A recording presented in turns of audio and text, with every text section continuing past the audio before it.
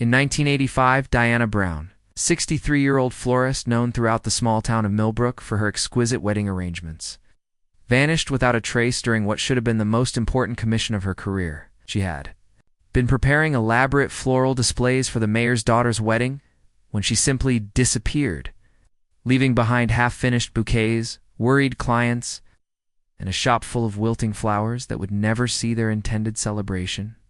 But 20 years later, workers clearing an abandoned greenhouse on the outskirts of town would make a discovery that would finally shed light on Diana's mysterious disappearance, revealing a truth far more sinister than anyone had imagined. Before we jump back in, tell us where you're tuning in from, and if this story touches you, make sure you're subscribed. Because tomorrow, I've saved something extra special for youth.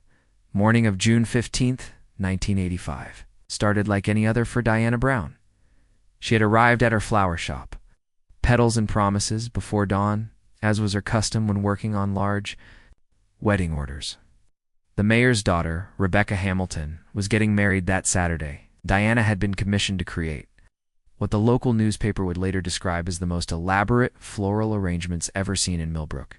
The order included 12 centerpieces featuring imported white roses, baby's breath cascades for the church ceremony, and a bridal bouquet that Diana had spent weeks perfecting, incorporating rare orchids that had been specially ordered from suppliers 3 states away. Diana Brown was not just any florist. She had built petals and promises from nothing over 25 years, transforming a small storefront on Main Street into the most sought-after floral design business in the county. Her reputation extended far beyond Millbrook's borders, with clients driving from neighboring towns specifically to commission her work for their most important occasions. She had an artist's eye for color and composition, but more than that, she possessed an almost supernatural ability to understand exactly what her clients envisioned for their special days, often creating arrangements that exceeded their wildest expectations. Those who knew Diana described her as meticulous to the point of obsession, a perfectionist who would spend hours adjusting a single stem until it sat exactly right. She kept detailed notes on every client, every arrangement, every supplier, maintaining records that were more thorough than most businesses twice her size. Her workshop in the back of the store was organized with military precision, every tool in its designated place, every flower variety cataloged and tracked from purchase to placement in final arrangements. Diana had come to Millbrook in 1960, a young widow with a small insurance settlement and a dream of building something beautiful. Her husband, Robert, had died in a construction accident just 2 years after their marriage, leaving her alone with a grief that seemed too large for her small frame to contain. She had always loved flowers, had spent hours in her grandmother's garden as a child, learning the names and habits of dozens of different plants. After Robert's death, working with flowers had become more than a hobby. It had become a form of healing, a way to create beauty in a world that had shown her its capacity for sudden devastating loss. The early years of petals and promises had been difficult. Millbrook in the 1960s was a conservative community, and many residents were skeptical of doing business with a woman, especially one who was young and had no family connections in the area. Diana had persevered through months of barely breaking, even surviving on determination and the occasional wedding or funeral arrangement. Gradually, her skill and dedication had won over even the most resistant customers. By the 1970s, she was the undisputed choice for anyone in Millbrook who wanted truly exceptional floral work. Diana's personal life had remained deliberately simple. She had received several marriage proposals over the years, but had declined them all, claiming that petals and promises demanded all of her attention. She lived alone in a small apartment above Thompson's Antiques, 2 blocks from her shop, in rooms that were as precisely organized as her workspace. Her only indulgence was a small garden behind the building, where she grew specialty flowers and herbs that she couldn't always source from her wholesale suppliers. Her social circle was limited but deep. She attended St. Mary's Episcopal Church. Every Sunday participated in the annual town Christmas parade with elaborate floral floats, and served on the beautification committee that maintained the flower beds around the courthouse. She was known for her kindness to young couples planning weddings on tight budgets, often donating her time and materials to ensure that every bride in Millbrook could have beautiful flowers on her special day, regardless of her family's financial circumstances. The Hamilton wedding represented the pinnacle of Diana's career. Mayor Hamilton had spared no expense for his daughter's big day, and he had made it clear that money was no object when it came to the floral arrangements. The initial consultation had taken place in the mayor's private office at City Hall, an unusual venue that Diana had found somewhat odd, but she had attributed it to the mayor's busy schedule. During that meeting, Mayor Hamilton had been very specific about his requirements. It's not just for the flowers, but for the financial arrangements as well. Mayor Theodore Hamilton had been Millbrook's political leader for nearly a decade by 1985. He was a charismatic man in his early 50s, with silver hair and the kind of confident bearing that inspired trust in voters. He had campaigned on a platform of economic development and modernization, promising to bring new business and prosperity to a town that had been struggling with the decline of its traditional manufacturing base. Under his leadership, several major construction projects had been completed, new businesses had opened, and property values had risen steadily. What struck Diana as particularly unusual was the mayor's insistence on paying for everything in cash. It is request that all invoices be prepared in a very specific format. He had provided her with detailed instructions about how to structure the billing, breaking down costs in ways that seemed unnecessarily complicated for a flower order. When Diana had questioned some of these requirements, Mayor Hamilton had assured her that it was simply a matter of municipal accounting procedures, nothing for her to worry about. He had even joked that dealing with government bureaucracy was always complicated, that he was trying to make things easier for both of them by handling the paperwork.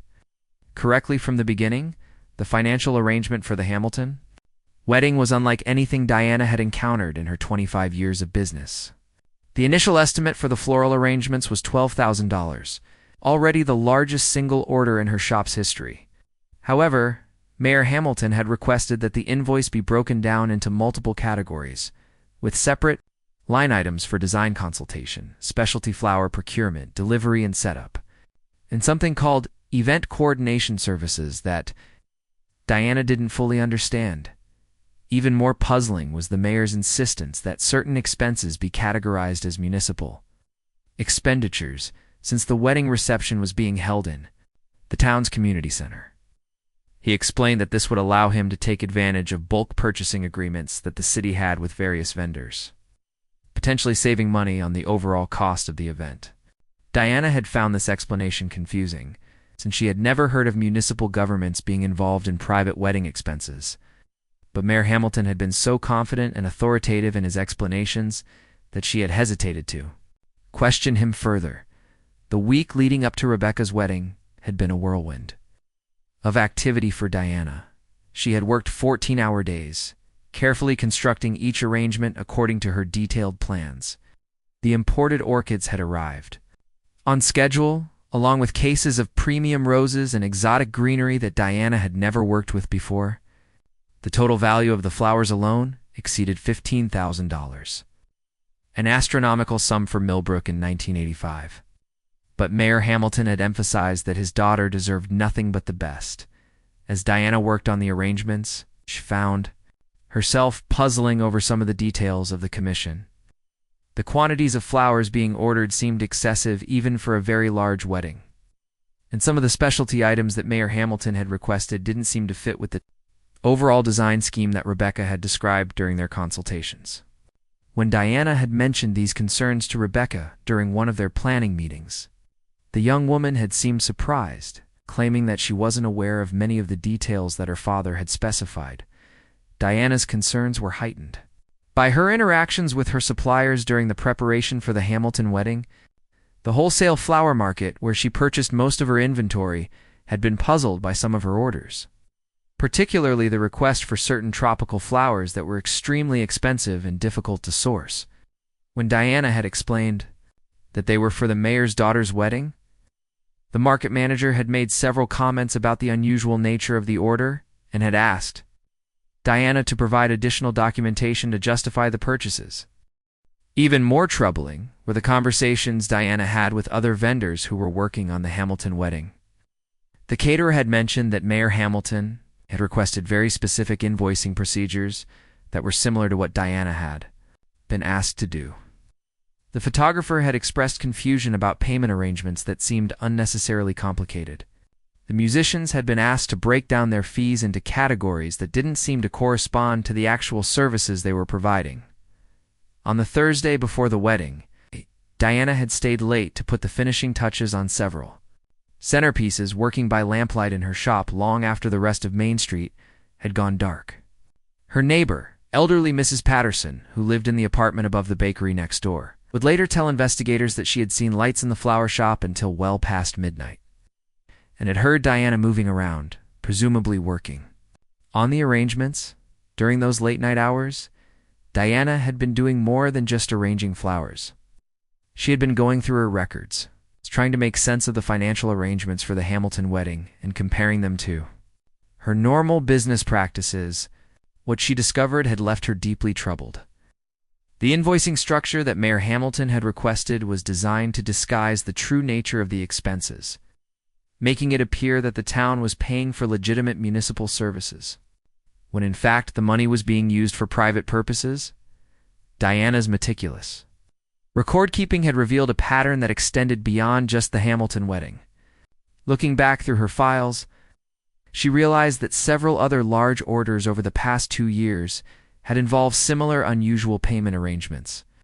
In each case, the clients had been connected to Mayor Hamilton's administration or 2 businesses that had received favorable treatment in city development projects. The invoicing had always been complicated, with expenses being categorized in ways that seemed designed to obscure rather than clarify what was actually being purchased. Friday morning, June 14th, had begun normally enough. Diana arrived at her shop at 5:30 in the morning, as recorded by the bell that chimed whenever the front door opened. Mrs. Patterson, who was an early riser and often sat by her window with her morning coffee, confirmed that she had seen Diana enter the shop at her usual time. The morning delivery truck from the wholesale flower market had arrived at 7 o'clock, bringing the final shipment of white roses that would complete the bridal bouquet.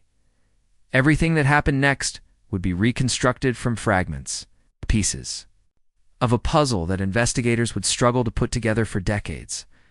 What they knew for certain was that Diana had been in her shop that morning working on the Hamilton wedding flowers.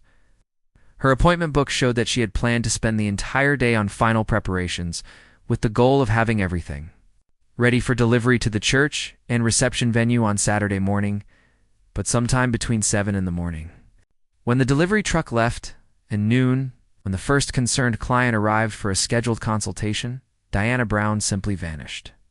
The client, Mrs. Margaret Foster, had arrived at Petals and Promises at noon for what should have been a routine consultation about flowers for her son's graduation party. She found the front door locked, which was unusual for a Friday afternoon, especially when Diana had appointments scheduled. Mrs. Foster peered through the large front windows and could see the Hamilton wedding arrangements sitting on the work tables, partially completed but clearly unfinished. Concerned, Mrs. Foster walked around to the alley behind the shop where Diana parked her car. The vehicle, a well-maintained 1982 Honda Accord, was nowhere to be found. This initially suggested to Mrs. Foster that Diana might have had an emergency or been called away suddenly. But as the afternoon wore on and Diana failed to return or called to reschedule appointments, concern began to mount. By 3 o'clock, when Diana missed another scheduled appointment, Mrs. Foster contacted Diana's only known relative, her nephew Michael Brown, who lived in the next county.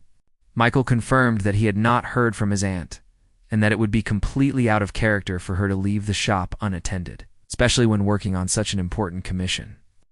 He drove to Millbrook immediately, arriving at Petals and Promises just as the local police were being contacted. Officer James Crawford was the first law enforcement official on the scene. He found the shop locked, but was able to gain entry using a key that Michael Brown had for emergencies. Inside, the scene was both ordinary and deeply unsettling. The Hamilton wedding arrangements sat on the work tables in various stages of completion expensive flowers beginning to show signs of wilting in the warm afternoon air. Diana's tools were scattered across her workbench, as if she had been in the middle of working when something had interrupted her. What struck Officer Crawford as most significant was the lack of any signs of a struggle.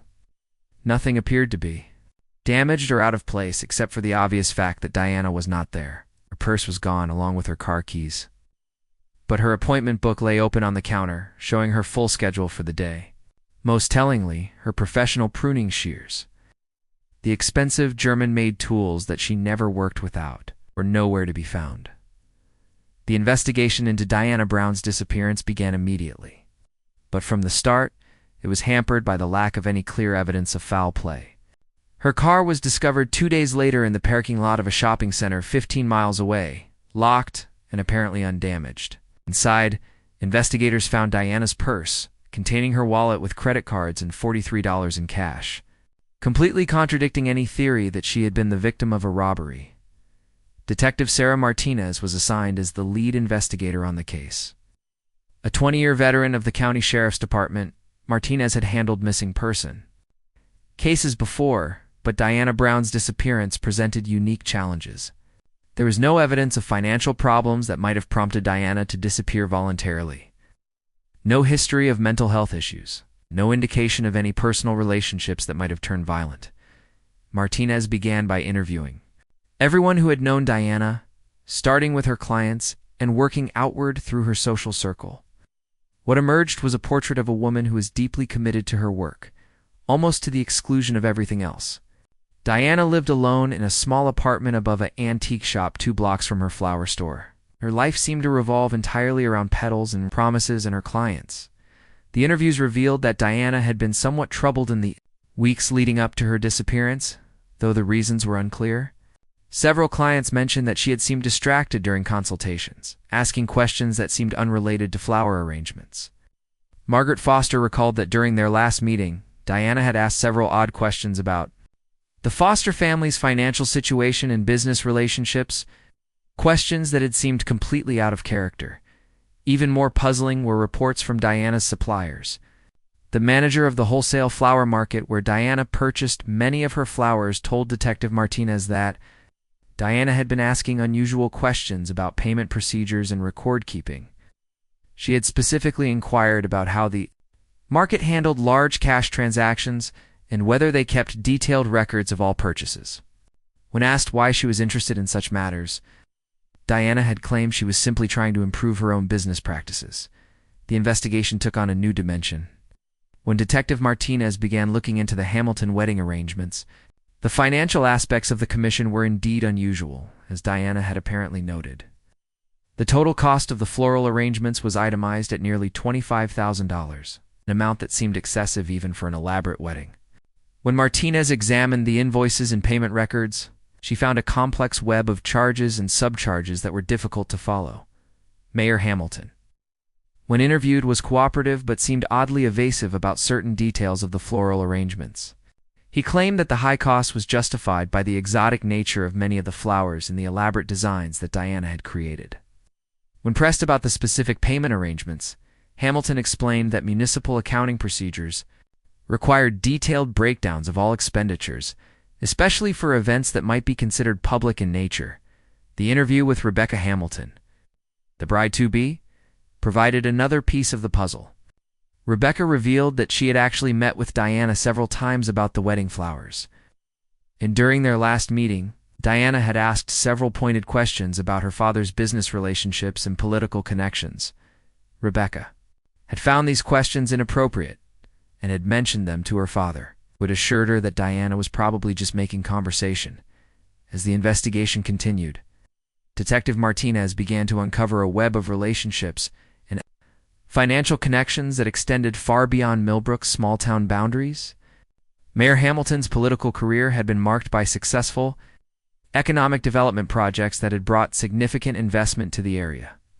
Several large construction projects, new business developments, and infrastructure improvements had been completed during his tenure, all of which had required substantial financial coordination and planning.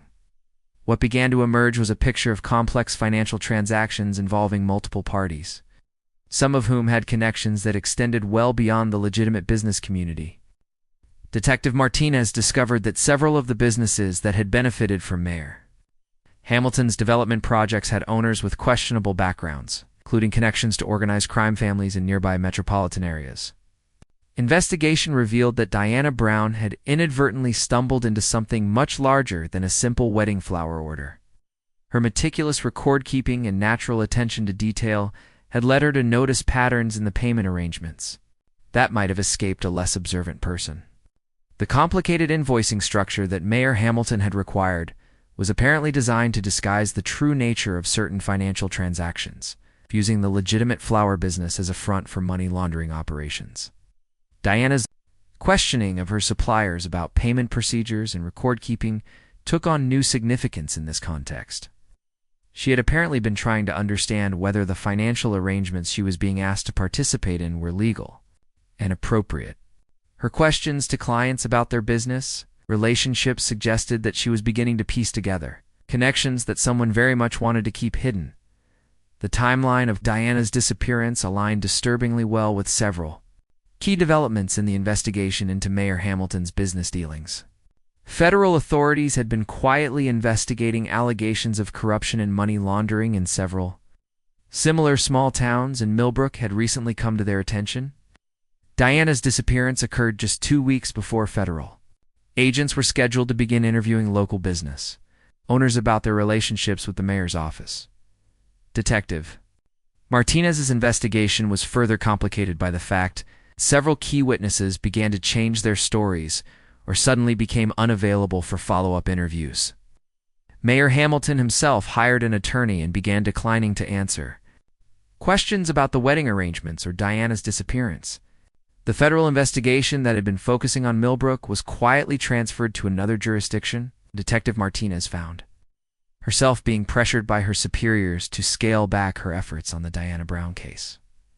Despite these obstacles, Martinez continued her investigation. Working on her own time and following leads that officially no longer existed, she maintained contact with Michael Brown, Diana's nephew, who had become increasingly convinced that his aunt had been the victim of foul play. Michael had his own suspicions about the circumstances surrounding Diana's disappearance, based on conversations he had had with his aunt in the months before she vanished. According to Michael, Diana had expressed concerns about some of her recent clients and their payment methods. She had specifically mentioned the Hamilton wedding as being unusual in its financial arrangements, and had asked Michael, who worked in banking, about the legality of certain types of cash transactions. Michael now realized that his aunt had been trying to determine whether she was being asked to participate in illegal activities. The investigation into Diana's disappearance gradually faded from public attention as months and years passed without any significant developments. Hamilton completed his term in office and moved to another state, citing family reasons for his relocation. Several of the businesses that had been involved in his development projects closed or changed ownership, and many of the key figures in Millbrook's political and business community either moved away or maintained low profiles. Michael Brown never gave up hope of learning what had happened to his aunt. He maintained regular contact with Detective Martinez, even after she retired from the sheriff's department, and continued to follow any leads that might shed light on Diana's fate. He also maintained Diana's apartment exactly as she had left it, paying rent for years in the hope that she might somehow return, or that it might yield clues to her whereabouts.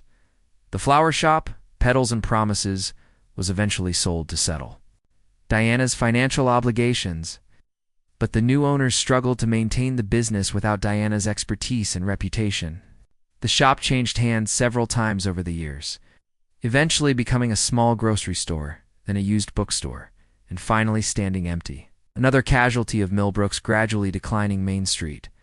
As the years passed, Diana Brown's disappearance became one of those small-town mysteries that older residents remembered but younger people had never heard of. Occasionally, the local newspaper would run a retrospective article on the anniversary of her disappearance. But these became less frequent as other stories and concerns took precedence in the community's attention. The properties on the outskirts of Millbrook, that had been developed during Mayor Hamilton's tenure gradually showed signs of age and neglect. Several of the commercial developments that had been touted as bringing prosperity to the area had failed to attract the long-term tenants that had been promised, leaving empty buildings and overgrown lots scattered around the town's periphery. One of these abandoned properties was a large greenhouse complex that had been built as part of a proposed garden center and nursery business. The project had been one of Mayor Hamilton's signature development initiatives, promising to bring jobs and attract visitors to Millbrook. The greenhouse had been constructed with significant municipal support, including tax incentives and infrastructure improvements that had cost the town considerable resources. However, like several other development projects from that era, the garden center had never achieved the success that had been projected. The business had operated sporadically for a few years, changing ownership multiple times before finally being abandoned altogether. The greenhouse complex sat empty for years, gradually being reclaimed by the vegetation that had once been carefully cultivated within its glass walls. By 2005, 20 years after Diana Brown's disappearance, the abandoned greenhouse had become a local eyesore and a safety hazard. The glass panels were broken in many places, allowing weather and wildlife to enter freely. Vines and weeds had grown through the structure, creating a jungle-like environment that bore no resemblance to the carefully planned commercial operation it had once been intended to become. The property had changed hands several times, but each successive owner had found the cost of renovation or demolition to be prohibitive. The greenhouse complex covered several acres and included multiple buildings and specialized infrastructure that would be expensive to remove.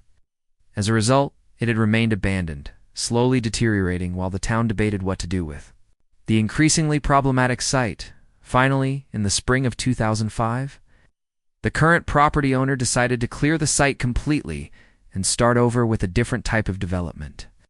He hired a local construction crew to demolish the greenhouse structures and remove all the accumulated debris and overgrown vegetation. The job was expected to take several weeks, given the size of the complex and the extent of the overgrowth that had occurred over the years. The demolition crew, led by foreman Bill Hendricks, began work on a Monday morning in May. Hendricks had lived in Millbrook all his life and remembered when the greenhouse complex has been built with such fanfare and high expectations. He had even done some of the original construction work on the project, back when it had seemed like it might really bring positive change to the community. As the crew began clearing away the overgrown vegetation and debris, nature had been far more aggressive in reclaiming the space than anyone had realized. Plants that had escaped from their original containers had hybridized and spread throughout the complex, creating dense thickets that were difficult to navigate. Some areas required chainsaws to cut through the tangle of woody vines and volunteer trees that had taken root in the rich soil that had been left behind. The work was slow and painstaking, requiring careful attention to avoid hazards like broken glass and unstable structural elements. The crew had to systematically work through each section of the complex, clearing vegetation, removing debris, and documenting any materials that might be salvageable or require special disposal procedures. On Wednesday of the second week, Hendricks and his crew were working in what had once been the potting and storage area of the greenhouse complex. This section had been more enclosed than the main growing areas, and as a result, the vegetation had grown in different patterns, creating dense pockets of growth around the remnants of old planting tables and storage shelves. One of the crew members, Tommy Martinez, nephew of the retired detective who had investigated Diana Brown's disappearance, was using a hand tool to clear accumulated soil and debris from around what appeared to be a collection of old plant containers. The pots were ceramic and appeared to be higher quality than the typical commercial planters that would have been used in a large-scale operation, suggesting they might have been left behind by someone who had been using the space for smaller scale or specialized growing. As Tommy worked to clear the area around these containers, his tools struck something hard that didn't feel like ceramic or soil. Investigating further, he discovered what appeared to be metal implements buried in the accumulated debris at the bottom of one of the larger pots. The objects were corroded and stained, but their shape and construction suggested they were tools of some kind, possibly gardening implements that had been left behind when the greenhouse was abandoned, Tommy called over his Uncle Bill to examine the discovery. Bill Hendricks had enough experience with old tools to recognize that what they had found was a pair of high-quality pruning shears, German-made by the look of the construction and materials. The tools were in poor condition after years of exposure to moisture and soil, but the basic structure was still intact, and there were even traces of what might have been engraving or manufacturer's markings on the metal surfaces. What struck Bill as particularly interesting was the location where the shears had been found. They were buried deep in the soil at the bottom of a decorative ceramic pot, positioned in a way that suggested they had been deliberately placed there rather than simply dropped or lost. The pot itself was sitting in a corner of the potting area that would have been hidden from casual view, behind some structural elements that would have concealed it from anyone who wasn't specifically looking in that, I'll say location. Bill's first thought was that the tools might have belonged to whoever had been operating the greenhouse business left behind when the operation was abandoned. However, the quality and style of the pruning shears seemed inconsistent with the type of commercial operation that the greenhouse had been intended to support. These were clearly professional quality tools, but they appeared to be designed for more detailed artistic work rather than large-scale commercial gardening. As Bill examined the pruning shears more closely, something about them seemed familiar, though he couldn't immediately place why. The design and construction reminded him of tools he had seen before, but in a different context. It wasn't until Tommy made an offhand comment about his Aunt Sarah, the retired detective, that the connection suddenly became clear. Bill remembered his conversations with Detective Martinez during the investigation into Diana Brown's disappearance. One of the details that had been emphasized repeatedly was that Diana's professional pruning shears, expensive German-made tools that she was never without, had vanished along with her. These tools had been described as distinctive, both because of their high quality and because Diana had them professionally sharpened and maintained, keeping them in perfect condition as befitted someone whose livelihood depended on precise, detailed work. The realization that they might have discovered Diana Brown's missing tools hit Bill like a physical blow. He immediately stopped work and called Tommy over to examine the discovery more carefully. Together, they began to process the implications of what they had found and the possible connection to the decades-old mystery that had haunted their community. Tommy immediately contacted his Aunt Sarah, the retired Detective Martinez, who arrived at the greenhouse site within an hour of receiving the call. Martinez had never forgotten the Diana Brown case and had continued to hope that someday evidence would surface that might finally provide answers about what had happened to the beloved Florist.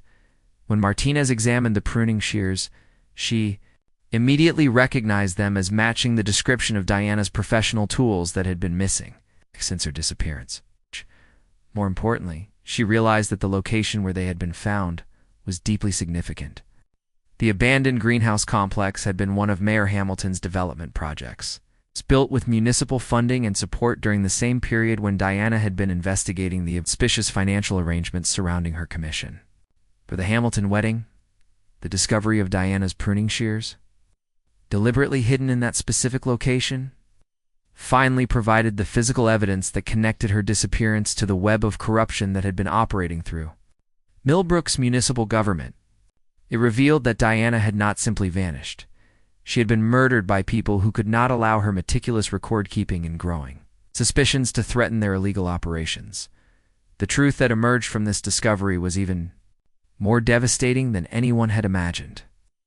Diana Brown had been killed not because she had discovered evidence of corruption, but because her attention to detail and professional integrity had made her a liability to people who were using local businesses as fronts for money laundering operations connected to organized crime. Her murder had been carefully planned and executed, her body hidden where it was never expected to be found, and her tools disposed of in a location that seemed completely unconnected to her disappearance. The discovery of those pruning shears in the abandoned greenhouse would finally bring justice for Diana Brown, exposing the network of corruption that had cost her life and ensuring that those responsible would face the consequences of their crimes.